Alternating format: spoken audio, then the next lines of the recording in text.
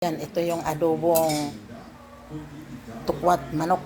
Adobo na tukwat manok. Pero manok pa lang ito, sinangkot sa ko. Tinimplahan ko na yan. Mayroon ng soy, bawang sibuyas, at ito ang paminta, ilalagay ko pa lang. Ito pa, sinangkot sa ko muna ito.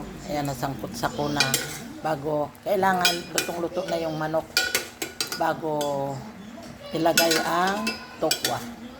Yan. Yan, kompleto ricado na yan. May sibuyas, bawang na yan. At laurel, dahon. Ngayon, lalagay natin itong, yan ang panghalo natin, tukwa. Lalagay natin yan maya-maya. Ayan, luto ng manok. Ilagay na natin itong tukwa.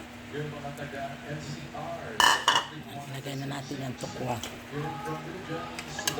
Yan ang halo. Tukwat baboy na yan. Salutin.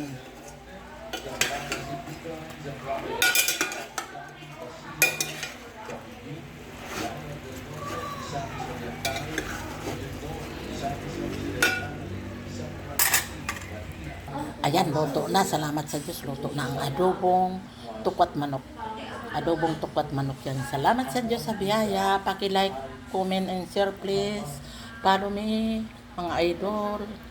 Salamat sa Diyos.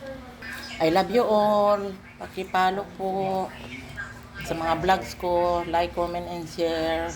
Love you all.